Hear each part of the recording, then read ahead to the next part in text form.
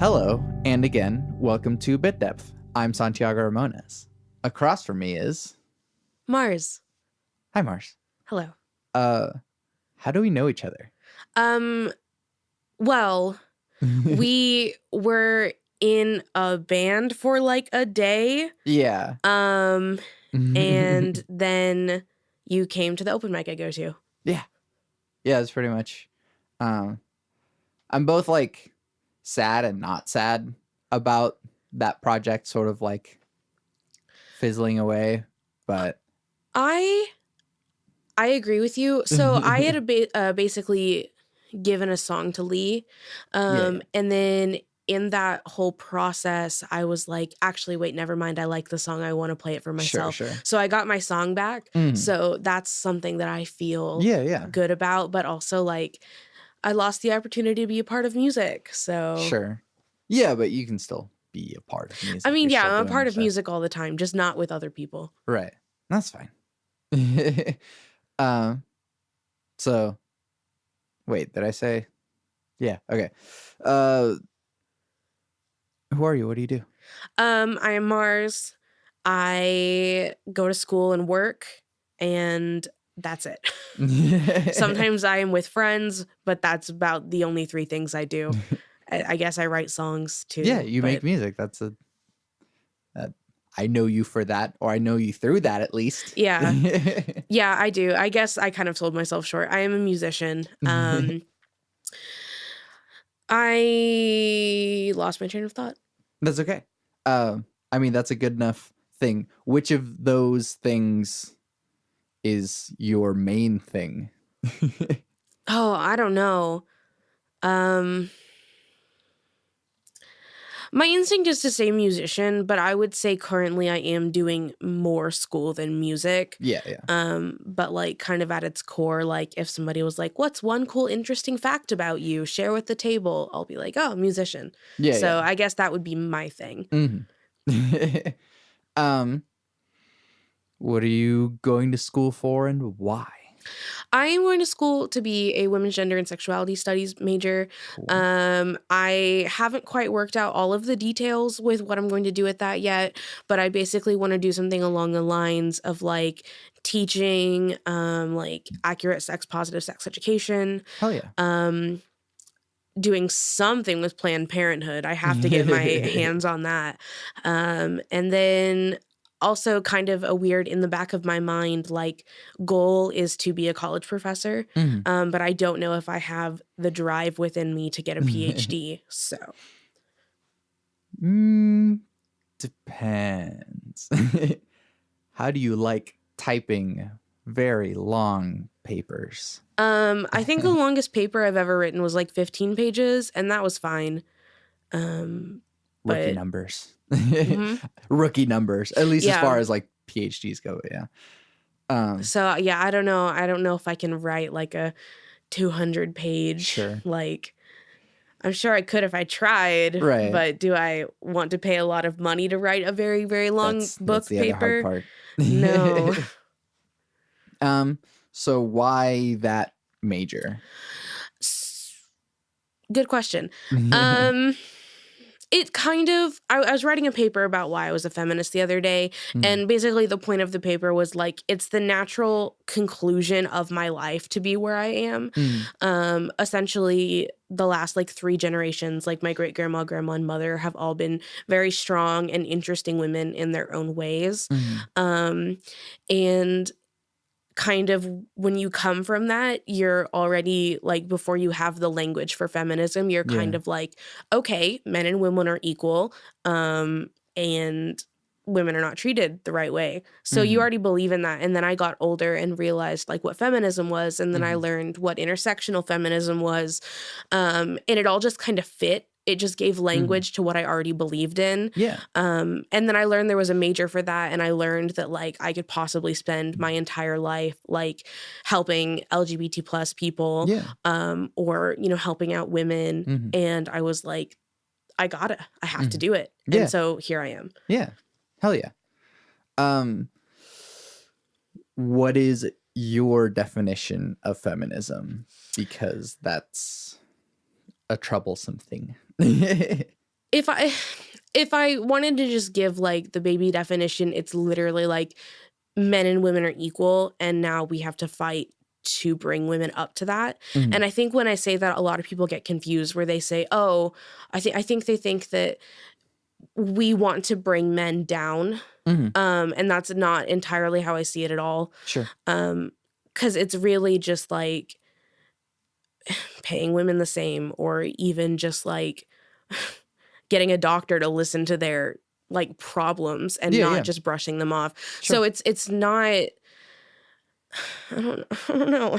It's just kind of like there's a lot of injustice in the world, Mhm. and especially towards women, and then you can't even like get into like women of color and then like disabilities, Sure. and that just trails off into its own thing. But essentially my definition of feminism is like Mhm. believing women are equal to men and then working to make them equal to men. Yeah. This is a dumb question, but how are they not? So I mentioned the pay gap. Mhm. And then I mentioned like the doctor's office Mhm. and stuff like that. Like I have a couple of like chronic pain issues. Mhm. And getting diagnosed with those was really hard, because when you go in and you go, hello, I am in pain every single day of my life, Sure. they go, oh, it's hormones. And I'm like, I literally what? I remember I was, I think, either 8 to 10 years old, and I was having migraines frequently. And I went to the doctor, and my mom was in there with me, and I don't know why she didn't stand up for me, but also who knows. I was like, hey, I'm having migraines. And like I said, 8 to 10 years old. And my doctor was like, oh, it's hormones. And I'm like, what hormones? Like I Yeah. literally don't have them. I have them, but like I don't have them yet. Yeah. And that was just kind of the first like thing that made me realize that like people don't listen to women. And I don't identify as a woman, but like I present as one. Sure. So people treat me like one. Mhm. And I got off on a tangent. Anyway, the way women are not equal, pay gap, doctor appointments, and then also in just general, like the victim blaming. Let me count the ways. They're all escaping me right now, but there's so many more. Right. And I mean, I asked the dumb question because it's like, yes, there's a range, and we know that, and that's why these are things worth fighting for, and fighting against. Why is another dumb question, but why is the world this way? If men and women are equal, why do we just not do that? There's a lot of history involved in that question that I am not privy to. Why is the world this way? I don't know, because actually, like when you go really far back into history, like women played like a really, really like integral part of society. Like a lot of women were like the hunters and gatherers and stuff like that. Like women were very important and had a very important place in society. And there's like something about like whenever they left like nomadic cultures, like when people stopped like traveling around and like hunter and gathering and stuff, they started to like have children whenever like farming was invented and stuff like that. They started to have children because they could stay in one place. And then somewhere in that, it all got lost in translation, and women's job became child rearing. Sure. And then somewhere in that translation, it became their only job and the only thing they're worthy of doing. And then hundreds and hundreds of years of history happened, and then we are here today. Yeah. I mean, there's also just like biology to blame. I mean, yes, like men and women are literally different in that we have the distinction. But yeah, there's also the truth that like back before agriculture, we would like men and women would raise children together, and also just as a community. And so it didn't really matter really who your father or mother were. It was just like, hey, guardians. But anyways, trailing into sexuality.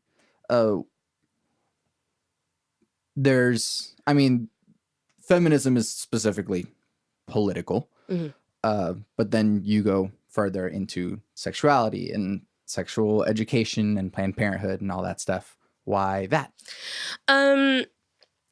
So I would say, like, kind of my own experiences in life has kind of made me want to do this stuff where, like, when I was in school, we had like one day in the fourth grade, we had one day in the fourth grade where we watched a video about periods. They separated the girls and they separated the boys, and the girls watched videos about periods. And I don't know what the guys watched a video about, but who knows? Balls. Yes. Yeah. It was a video about periods, and that was it. And actually, for the rest of my time going to that school, we never talked about sex or body issues or anything ever again. I had to teach myself all of that, at which point I became, I don't want to say very educated, but pretty educated in everything. And at least more than most people your age in Oklahoma. Yeah, more than anyone in my school got. So. Yeah.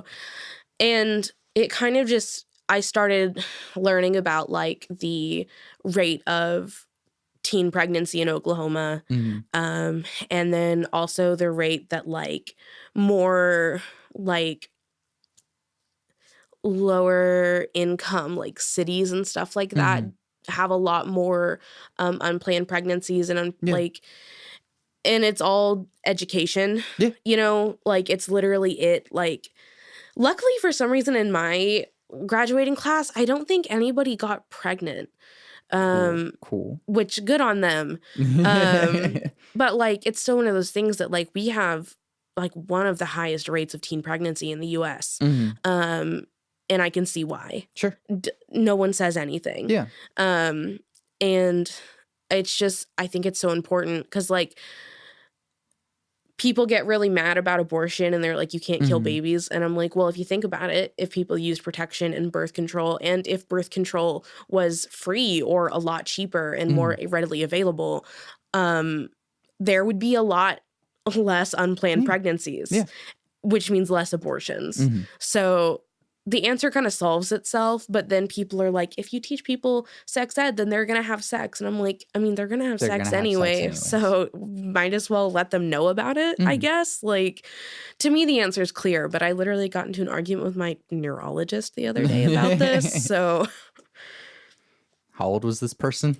He's old. That kind of explains some of it. The good old okay boomer. But so then how do we, I'm full of stupid questions. Why doesn't abstinence work? Because people just don't do it.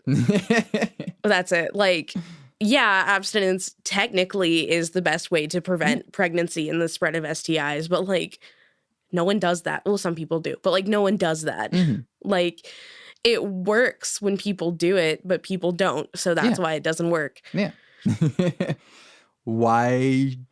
I mean, shouldn't, if abstinence is, like, the most effective way to prevent pregnancies, then that should be the only thing that we're teaching. I'm clear sarcasm. Yeah. But, you know. Yeah. Go on. I don't really think I had much more to that thought. It's just kind of like, have sex if you want and just wear condoms and use birth control. Thank you. Yeah. What did you learn yourself because of your going beyond just the one day in school that they told you this stuff? And what was, like, the thing that made it so important to you that you were like, I want to look into this further? I don't really know what made it so important to me. It just kind of was. Yeah. I was just kind of like, learned about it, I was like, oh yeah, this is what I'm meant to do, and just kind of ran with it. Yeah. I think like what I think also what made it more important is like my mom and I tell each other everything, and like I would like she was talking to me about something, and I told her about something about periods, and she was like, I didn't know that, and I was like, you're an adult. Yeah. I didn't say that, but I was like, you should know this. Actually, you should have taught me this. Yeah. But like, I don't blame her, because actually I was raised Catholic. So Hey, me too. I did not believe in birth control whatsoever growing up. And then I just learned the truth. And so even if she was going to teach me about all of this, my like tiny Catholic brain would have been like, blaspheme. You are being blasphemous right now. I will get to the religion thing later. But side tangent, but I'll connect it. Music. How'd you get into that? Why is that important? I have always loved music, just as long as I can remember. And I've been singing for as long as I can remember. And everyone's always been like, your voice is so good. And I'm like, and I don't know. I always dreamed of like becoming a famous singer, you know? And up until probably about 3 years ago, that was still the plan. I was still like, I'm going to be famous no matter what. And then, so I would write songs, which really they were more like poetry because they didn't have music to them. Sure. So I was writing poems for a long time. And then like one day, I think I was like 16, I was like, I'm just going to learn the ukulele. Yeah. Because I had tried to learn guitar before, but I'd never had formal lessons, and I was just trying to teach myself through books, and it just wasn't working. Yeah. And I had like received several guitars as gifts, and it just never worked, and I never played them. And so I like bought the cheapest ukulele I could find off Amazon. Not the cheapest, but one of them. And I was like, okay, well, I'm going to try to learn the ukulele, and I'm going to buy a cheap one, because if I don't learn it, then I'm not going to like waste all this money on a ukulele. And then I learned it, and it just kind of worked out. And then I bought like a very expensive ukulele, which I will not say how much it cost because I'm ashamed I bought it. And then a couple years after playing ukulele, I picked up the guitar again. And I'm not very good at it, but also that's because I don't practice. That's fine. Because really, like, I don't really have an interest in becoming like an instrumentalist. That's not really my thing. I just kind of use it as a tool for my words. Like, ideally, if somehow I did get famous, like, I don't want to be known for like the greatest guitar player ever. Like, I'm not interested in that. I just need my lyrics to have a vehicle to ride so they enter people's ears. Yeah. Do you like study music at all, or is it more of just an intuitive learn as you go sort of thing? Intuitive learn as you go. I literally don't know a single thing about theory. I was a music major for like a semester. I failed music theory so hard. And then I was like, theory doesn't make sense to me. I can't. That's fine. Because also what I learned is that like essentially I know music theory, I just don't know the words for it. Yeah. Because like I can play chords for you that sound good together in a key, but I would not be able to tell you what a key is or what chords go in the key. I just kind of know in my head what chords should follow. Yeah. So don't ask me to explain anything to you, but I can play you the key of C. So. Right, yeah. Who are your biggest musical influences? Influences, I really like Stella Donnelly a whole lot. She is an angel, and I love her. I don't really know if she influences me. Like, she kind of does in the way that, like, she plays electric guitar and sings. Sure. But, like, my music doesn't sound like her music. Sure. I guess that would be an influence. I don't know. And then I also really like Snail Mail. Another singer, plays an electric guitar. So I guess like those would be influences. Mhm. But as far as like what made me want to make music, Mhm. I would say probably like somewhere in between like early 2000s hot heat and then like Neutral Milk Hotel, which Mm. I sound like neither of those people, but like Mhm. Hot Heat was a big part of my childhood, and that and Mm. like Jimmy Eat World and Green Day and stuff like Yeah. that.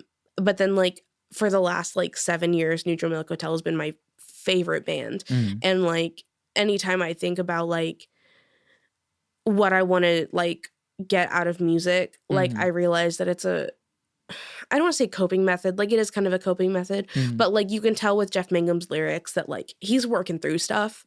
Um and they don't make any sense to me, but I feel them Yeah. just so hard. Mhm. And what makes me want to make music is just like the thought that someone else could have that feeling. Yeah. So influences like Stella Donnelly Snail Mail, Mhm. inspiration Neutral Milk Hotel. Yeah, yeah.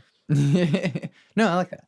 And I mean, I hear a lot of like Rebecca Sugar type stuff in your stuff. I don't know if I've ever listened to Rebecca Sugar. Really? Yeah. I mean, have you ever watched Steven Universe? I've seen like the first 5 episodes. Wow. Okay. Yeah.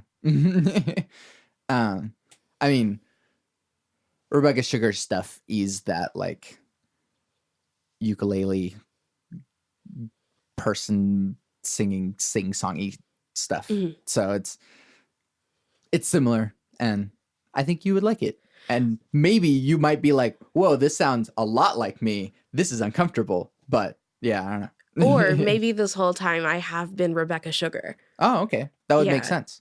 Yeah, this whole time it's just been me. No, okay. Surprise. Well, I love the show. Thank you for being here. Yeah, and also I've moved away a lot from the ukulele stuff, which recently I kind of made the decision that I want to go back to. Mhm. Cuz now my songwriting is so like heavy. Sure.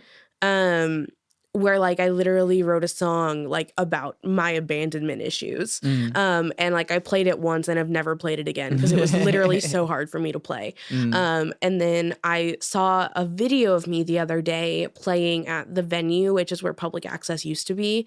Mm. And I was having so much fun. Mhm. You know, I was playing ukulele and just singing and I was having so much fun. Yeah. And I was like, music is still fun for me, but Yeah. like, you know, I'm not writing songs about like growing a penny tree in my backyard anymore. And I kind of miss that like I don't want to say innocence, but like kind of Childlike just wonder. yeah, just the fun of it, you know, just kind of like going, oh, okay, a spider, then let's just write a song about a spider now instead of Yeah. being like, oh, who wants to hear about my childhood trauma? Yeah. And that's an awkward thing that I go through a lot as well, so I get that. What I mean, sure, that you kind of answered the question, but what do you write about? I write about anything from growing a penny in my backyard to how I'm afraid of losing everyone I love. So just kind of in general, I wrote a song about water bears once. Nice. But then I also wrote a song about how I have a complicated relationship with my father. So just take your pick. Yeah. I could be either of those on any given day. Yeah. You can expect anything. Go for it.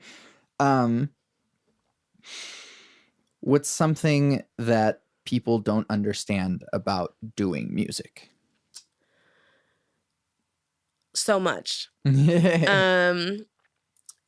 For me specifically, I don't think I've received a lot of backlash when I told people I wanted to be a musician. I have had some people being like, well, that's not a career. And I'm like, I guess. I mean, like, it literally is a career. I'm pretty sure you listen to music every day. So I'm pretty sure it is a career. But I don't know. People really haven't given me too much crap for it. Cool. But just kind of in general, people don't understand a lot of it. But Kind of broader philosophical questions about music, but what is selling out? Is there such a thing? I want to say yes, but also I want to say no, because if you think about me, I've done like the opposite of selling out, where I went from like writing really fun, upbeat ukulele songs to like writing really sad songs. So I'd like opposite sold out, where like I unconformed. Yeah. But like I guess selling out is like conforming, but also I have to realize that like people change, you know, and I think it's hard for a lot of people to tell the difference between changing and selling out. Because like one of my favorite bands, I'm still on the fence of whether I think they're selling out or not. Because their music has definitely changed in a way that I don't like. And I think if people don't like the change, then they call it selling out. Because like Paramore's last album, After Laughter, I loved that. It was such a departure from their old stuff. But I think I've liked it more than anything else they've put out. Cool. So like, of course, to me, that's not selling out because I liked it. Yeah. Because, you know, they were writing songs about like depression or something. And now they're still writing songs about depression, but it's like to 80s dance music. Sure. And I think certain Paramore fans didn't really like that. Yeah. Me, on the other hand, oh my God, I listened to that for a whole summer. Like, that was so much fun. Yeah. So I don't know, like, I guess maybe there's a thing as selling out, but really I think it's change. And if people don't like it, they're going to call it that. Yeah. Because I do think, I guess there is people who do change for money. Like, I kind of maybe think that Panic at the Disco is doing that right now, currently. That's not an uncontroversial statement. Okay. You don't have to like say it. Yeah. The dude literally like kicked out everyone in the band, and it's just him now. So well, my friend Hannah really likes Panic at the Disco, so really I'm doing that so she doesn't hear me. Sure. Well, I said it very loudly. The dude kicked everyone else out of the band like 2 albums ago, and then it's just Brendan Urie, but just kept the name because it is popular. Yeah, I literally don't even think you could call them Panic at the Disco anymore. Yeah, it's just Brendan Urie. Yeah, it's Brendan at the Disco. Yeah. I don't know. Well, and then I read something the other day that apparently like he didn't write any of the songs on like the first 2 albums. Like maybe he wrote a little bit of them, but like I don't remember. It was a band. Yeah, the band. I don't know, and that's I don't know. I don't know. I stopped liking Panic like 2 albums ago. I was a really big fan though. I went to like 6 or 7 of their shows. And I like them a lot, but now I do not. I really like A Fever You Can't Sweat Out. Mm-hmm. Like, I'm a really big fan of A Fever You Can't Sweat Out. I don't think I'm a Panic at the Disco fan. Yeah. And honestly, and what's bad is that like with their new change, it's almost kind of made me resent it as a whole. Yeah. Cause like Vices and Virtues is really good. Pretty Odd, not entirely my favorite album, but really good. And then A Fever You Can't Sweat Out is really, really good. Yeah. But now because of the change and about how I am afraid of change and I literally can't listen to them anymore just because I'm like, it makes me angry and also it annoys me. So yeah, rest in peace, Panic at the Disco. Right. Well, I mean, it's just a different band now. But that leads me to the question right after that. Do you separate art from the artist? Usually no. I try to sometimes. But like the Orwells, Mario Cuomo, the lead singer, basically got in trouble for messing around with underage girls. And actually I think another member of the band did too. And I just undownloaded everything I had from them. Also, they're bad live. They're bad live performers. Oh, okay. I said it. That's fine. But like I undownloaded everything. And like it's really hard for me because I love that band. I think they're a really good band. I think their music is really good. Yeah. And if I want to like get real fired up and like kick a trash can over or something like that, then that's what I would listen to. Sure. But also that's so gross. Like that's such a gross thing to do. Has he like said anything about it? Oh, he was basically like, no, I didn't, and then the whole band broke up. So, which leads that's the worst way to do that. Leads me to believe he was actually guilty. I think that if he were innocent, he probably would have continued making music. So gross. I hate him. Yeah. Yeah, no, that's the absolute worst way that you can do that. Yeah. I always bring this up every time I ask the question, but one of my favorite bands is Brand New. And it was a similar thing where a long time ago, the lead singer had like done some shit with underage girls. And so, but he did the opposite where he was like, yeah, I did do that. I was messed up. I like went to therapy about it and tried to talk to people about it. And like, I've done everything I can. I'm sorry. And so at that point I was like, okay. And like, yeah. So like what he did, I would consider to be unforgivable. But I think if you own up and go, I have made active choices to change in my life, then I think that's okay. And I think in that specific circumstance, you can separate art from artist, because he owned up to it. And he was like, that was bad of me. Oopsie. It wasn't just oopsie. Yeah, I know.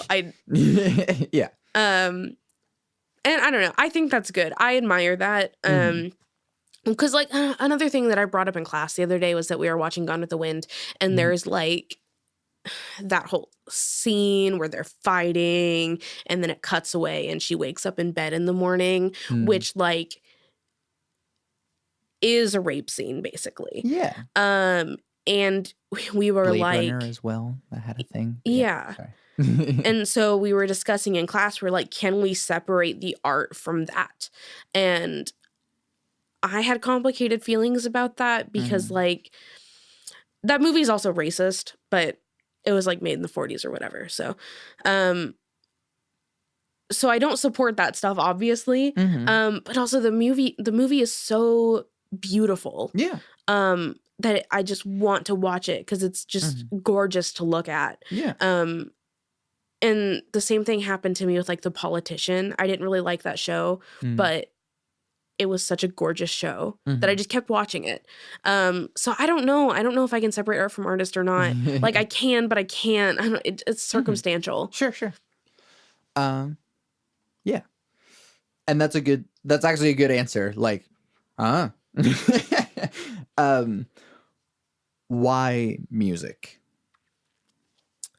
Good question. I don't know. It just kind of is. Actually, no, I do know the answer to this. Okay. When I was a kid, my parents were getting a divorce, and I could like hear them fighting from the other room. So I had stolen my mom's iPod and would listen to that at night. Yeah. So it was just kind of there for me. And then it just affected me emotionally that I was like, I want to do this. And now I do it. Yeah. No, that's actually a really good, solid answer. What's something that people don't normally know about you? I don't know. I feel like I'm pretty open. I would say it is very surprising when people find out my favorite color is pastel pink. That usually surprises people. It's not a very deep thing about me, but I wear lots of black and red. Sure. Which those are two of my favorite colors. But like if I had a choice, I would pastel pink. I don't wear it because my face is usually pretty red. So it like, I just look like Pepto-Bismol basically. But like favorite color. And that usually surprises people. But anything else, I don't really know. I feel like I'm really open.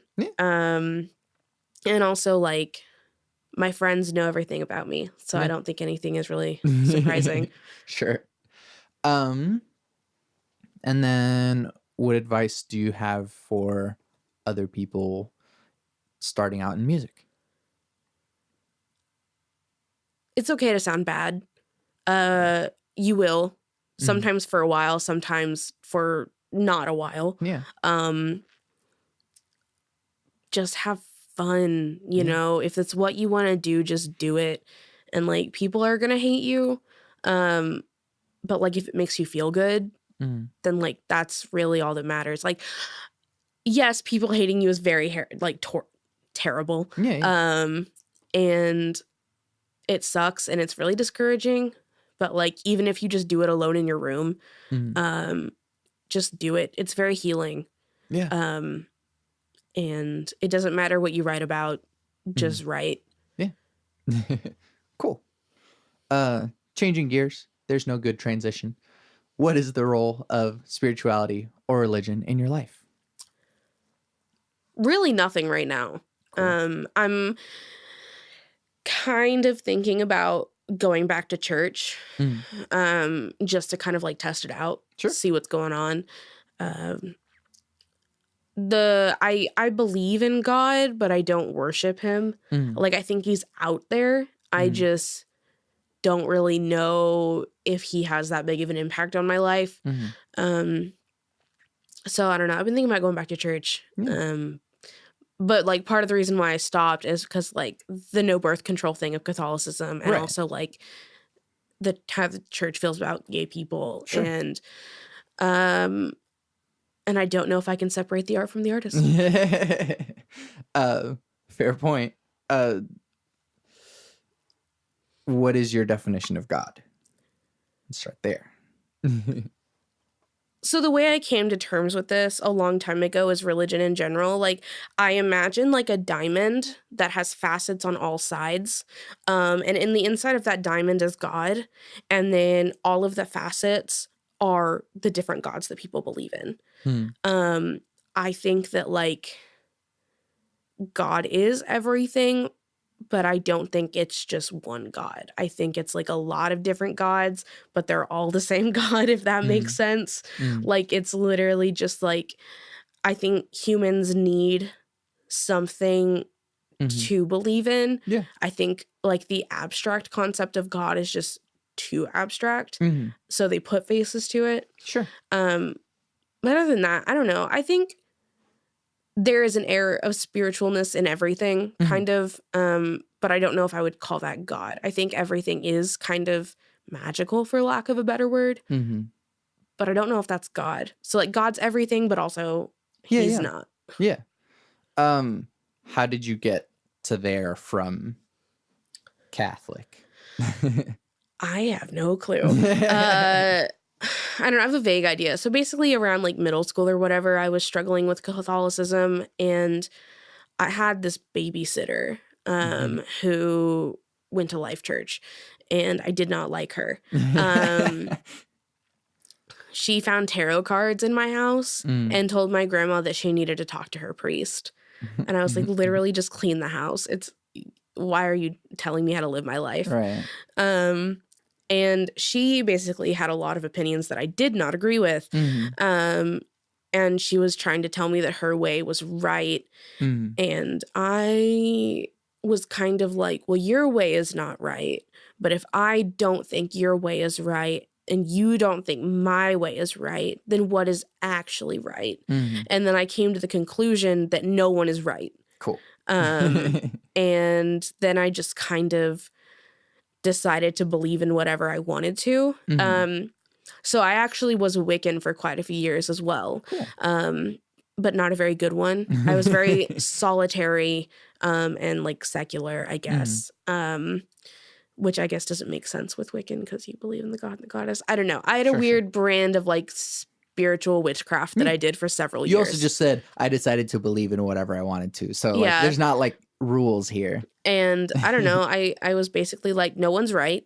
We all are just trying to live. And I'm just going to do what I want. Yeah. Cool. That's dope. Free will ? I dropped a class because the professor spent like the entire first day of class trying to convince everybody that we don't have free will. And I was like, I see your point, but you're literally so obnoxious that I cannot handle a semester with you. And now I see him in the halls and I'm like avoiding him. I'm like, don't look at me. Free will. I want to say yeah, you know, but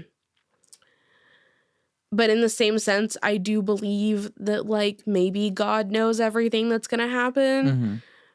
But at what point does knowing everything that's going to happen mean that you do everything that's going to happen? Like that you made that happen? I don't know. I personally think I have free will. I don't really know why I believe that. I just feel like I do. Like, I don't know. I don't believe that everything happens for a reason. So I just think stuff happens because it happens, and then you do stuff because you do stuff. Yeah. If then you don't have like a specific thing that you believe or like a thing that really guides what the moral is, then how do you determine what good behavior is? How it makes me feel. Cool. Like when I was like 17, I stole a lot. And it didn't make me feel good. At which point I was like, maybe this is not a good thing to do. Sure. Also, the law Sure, yeah, that's kind of is illegal a little bit. And I do things that make me feel good because I think they're good. I don't know. It's all very, I don't know. I want to say circumstantial, but I don't really know. Of course, the law tells you what is good to do and not to do. But like morally, like, I guess that's where my Catholicism comes in, where like you kind of treat others the way you want to be treated and stuff like that. Like that's been around way longer than Catholicism. So that was not the right. No, you're good. But has that been around longer than Catholicism? Okay. I was thinking the golden rule specifically. Yeah. I was like, was it always called the golden rule? I mean, probably not. I think the name for it came after Catholicism. I think morality definitely existed long before Catholicism did. You're so right. I'm just so tired. No, it's all good. It's just that, like, I don't know. Nope, this is not my podcast. This is your podcast. Go on. I mean, it actually literally is your podcast. Right, but, like, I'm asking you questions and you're answering them, but I don't need to be like inserting my points of view. We'll do that on the next episode. What was the question again? How do you determine what good is? I guess it's just kind of leftovers from Catholic upbringing, I guess. You know, you just kind of learn what's good and bad. But then I guess after what Catholicism didn't teach me, I kind of made up for myself. It's just I don't know. I'm also kind of a moral relativist. That's fine. With like a little sprinkle of Kant in there. Like, I do believe that you should always do the good thing, but in certain circumstances, the good thing could be sure. Like, yeah. I'm right there with you. Then how do you live with or against the selfishness that permeates a lot of our culture, especially in America? I feel like I am pretty selfish, but also not at the same time. Like, I think I'm willing to like give up a lot. Sure.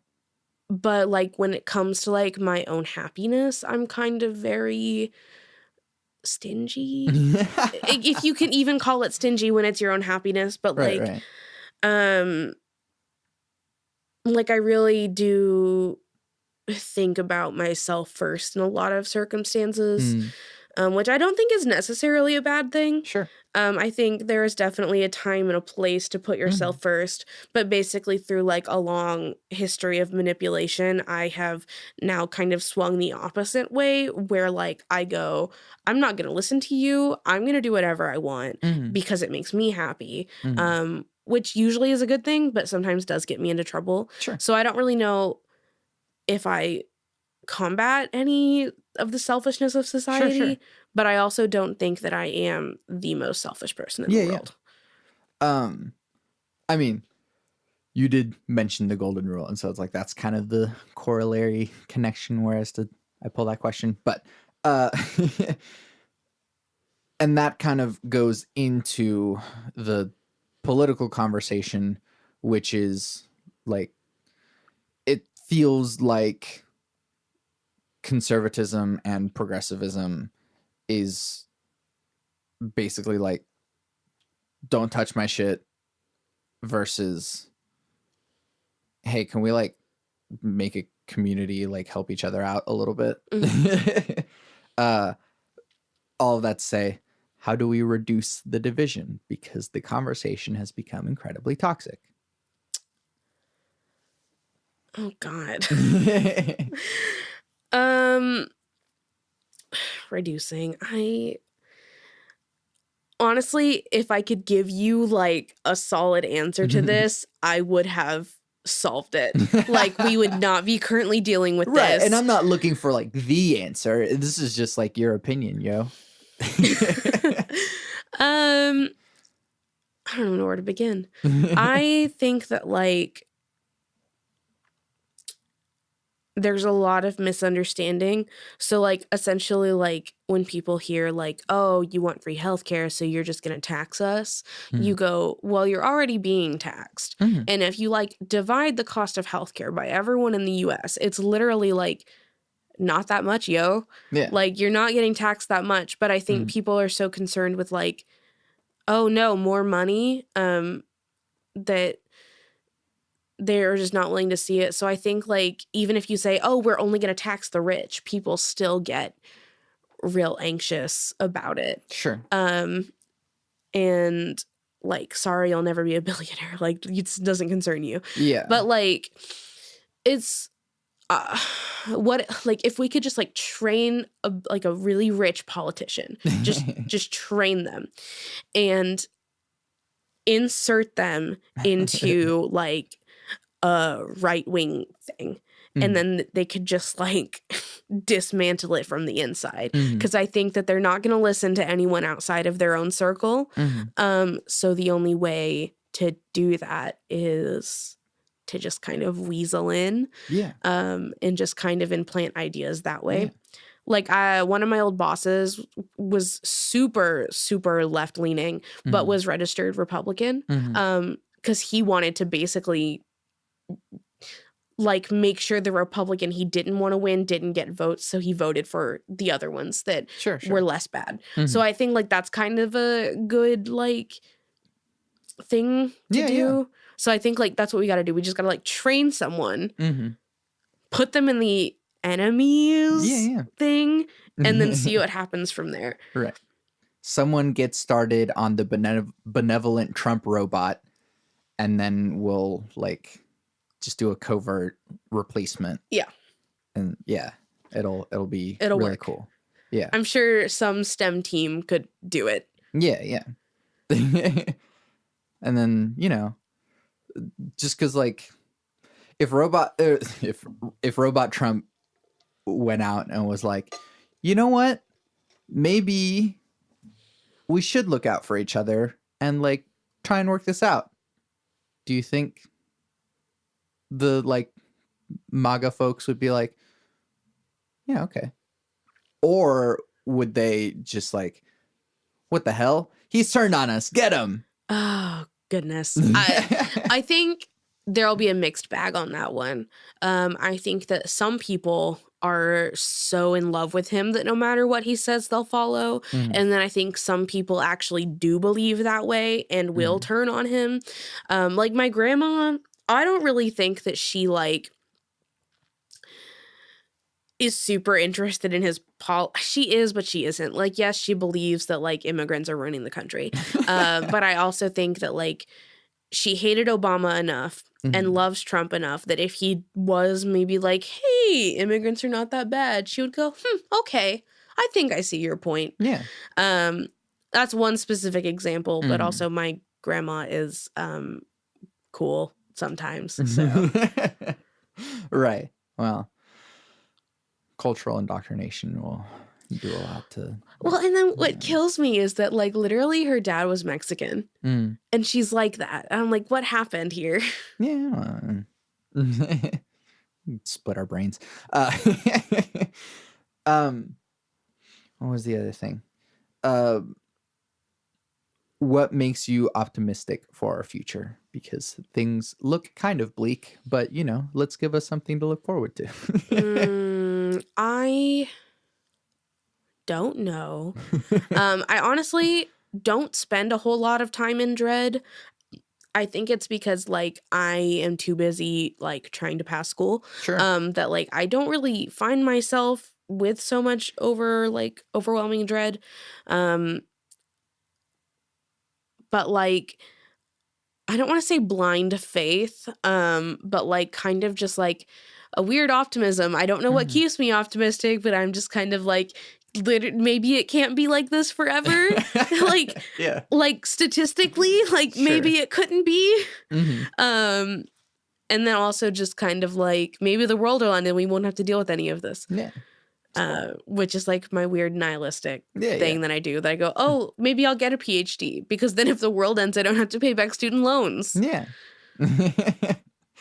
Sure. But I mean, you can die anyways and still not have to pay student loans. That's true. Yeah.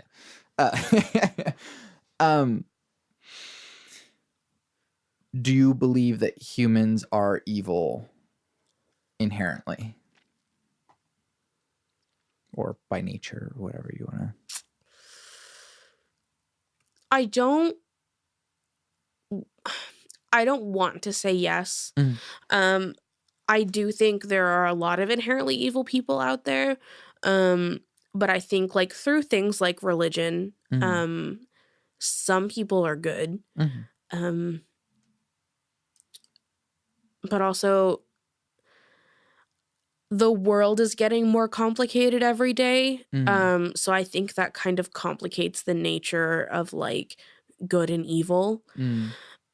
Because like, yes, in like the 1800s, there were really bad people. But I also think that like when you add in like social media and like television and then like news websites that can post whatever they want, it really kind of muddies the waters of like what's evil, because also like how much of those evil ideas are your own. So I don't really think people are evil by nature. I think it's a lot of influence, because also going back to like nomads of the thousands and thousands of years ago, which we don't really know all the ins and outs of them, but like what was their nature like, you know? Like, was there a lot of murder then? Or, you know, like I'd have to like be able to see the dawn of time to be able to really see if people were evil. I don't think so. I think there are definitely evil people out there, but I don't think everybody is evil. Yeah. Cool. What makes you content? My cat. Sweet. That's it. What's your cat's name? Folly. Folly. She's just a house cat. She's just a tabby, like American short-haired mutt, basically. My cat, and also like just being around people I like. Yeah. You know, that's it. Just kind of the company of others, I guess, is what makes me content. Dope. When will you be satisfied? Oh, yikes. I don't know. I would say I become more satisfied every single day. Of course, there are a lot of things I want, you know, like I want to have like money to live. But also, like, at least with where I'm at in my life right now, where I'm not like dying or starving, Yeah. I'm pretty content. Like, there are things I want, like, but I'm fine without them. Yeah. So I don't know. Also, the older I get, I think the more I appreciate the place I live in. Mm-hmm. Because growing up, I really hated Oklahoma. Mm-hmm. And then the older I get, I find better people and better communities and stuff like that. And I become more at ease. Yeah. So I'm not really having this like burning drive to get out, gotta move away. Mm-hmm. So just kind of every day I learn to love more things in my life, Yeah. and I become more satisfied. Mm-hmm. So like right now, currently I am content and satisfied. Yeah. Tomorrow could be different. Sure. But I kind of a general overall thing, I'm pretty satisfied just Yeah. kind of with where I'm at. Cool. What advice do you have for people in general?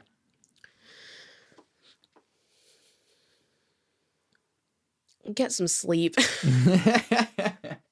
That's some not sleep. bad. Drink some water. You know, eat food that you like and cook at home more. Yeah. Which is all things that I need to follow. Really, this is just advice for me. That's fine. But I think in general, if Mm-hmm. people like slept and drank water, Mm-hmm. people would be a lot less angry. Yeah. Oh yeah. Can't remember.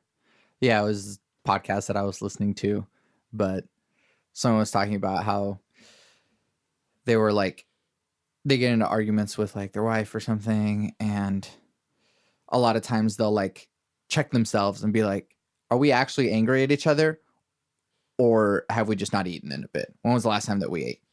And they're like, oh, okay, cool, we're actually just hangry. Mm-hmm. And then it like sorts itself out. Yeah, cool. that's a really good. I'm gonna do that next time I get into an argument. I'm like, wait a second, eat a protein bar. Right. Like, Yeah. yeah, I don't know. I just think that like then there's also like philosophical advice, which is like do what makes you happy, but that's kind of terrible advice. Like it's good advice, but like it's overdone and it's hard to accomplish. Sure. So I think stuff that's easy to accomplish for most people, get some sleep, drink some water, cook at home more. Yeah. Pretty good. I guess learning to cook is also like a step before then. Yeah. Maybe that's my advice. Learn to cook. Just because I know for me, cooking is very fun. And I always feel very, very proud of myself when I have completed a dish and it tastes good. Yeah. Really doesn't even have to taste good. Just if I have completed something, like if I have just made something, I try to plate it up all pretty. And then I'm just that much more happy. Yeah, exactly. Simple things. Lastly, probably one of the hardest questions. Cake or pie? Pie. It's cool. No I hesitation. hate frosting. Okay. Corollary to that is cheesecake pie.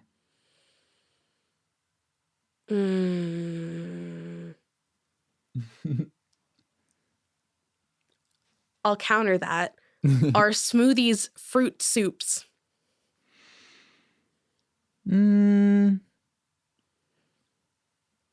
Soup requires heat. There are cold soups. Those aren't soups. What are they? Unblended smoothies.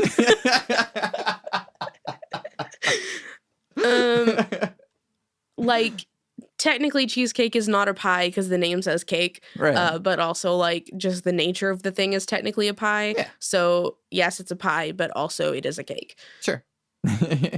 So like name is yeah, like it's kind of semantics, like, you know, also because you do like water baths for cheesecakes, you know, you put them in the water and then you put them in the oven, and you don't really do that for other pies. I'm not a pie expert, so I don't know. Sure. So I think also like what you make the pie, like how you make the pie is different.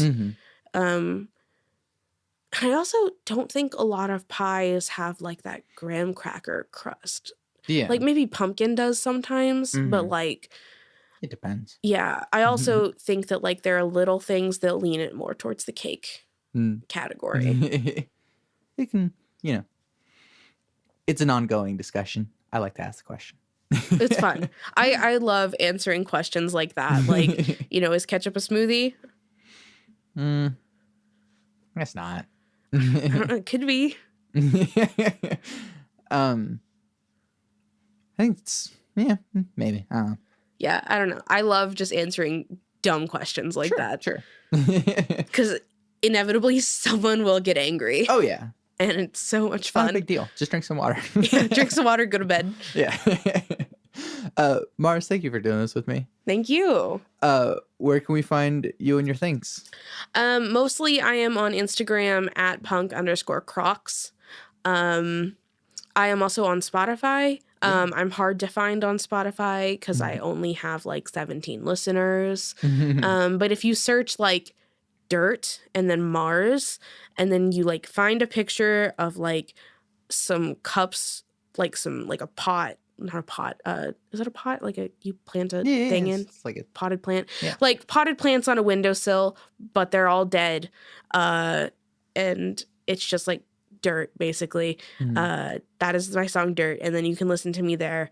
Yeah. Or there is a link to my Spotify in my Instagram bio, and that's going to be so much easier. That's a lot easier. Also, come to Public Access if you're in Oklahoma City. Every Sunday night, sign-ups at 7, starts at 7:30. Comedy, music, poetry, really just kind of a variety show. You can do whatever you want there. It is an open mic. You can do whatever. And I miss it. I wish I could go more often. I'm a very busy boy. Oh, and then also Public Access has an Instagram. It's at Public Access Open Mic, so you can get the updates. Heck yeah. Wait, where is it again? Did you say that? Or it is at the Paramount Room on Sheridan in like downtown OKC. Heck yeah. I love that place. The community's great. Everyone's super supportive. Do what you want there. Try stuff out. Be bad and then be good. Yeah, that's what I did. Yeah. Cool. Again, thank you. I'm very grateful. I'm Santiago Ramones. I'm Mars. You can find everything that I do on my website, santiagoramones.com. I make music. You can find my master's recital or all the singer-songwriter stuff. There's some stuff coming soon for all the stuff that I've been doing with Power Cycle, which is a experimental electronic music trio. You can find us on YouTube or on Instagram, Power Cycle Music. But we're gonna be posting a lot more stuff soon, and there's like a lot more music to be had soon. But right now it's YouTube, so find that or my website, santiagoramones.com, where you can also find this podcast, and you can find it on all of the other platforms, which you can like and leave reviews and leave comments and say the things that you like, and hopefully not the things that you didn't like, but I like to know what I did wrong. Just don't say bad things about the guests because they are very good people. I was in the podcast with my 3 things. They shape my life philosophy. Those 3 things are: love never fails, it's going to be okay, I might be wrong.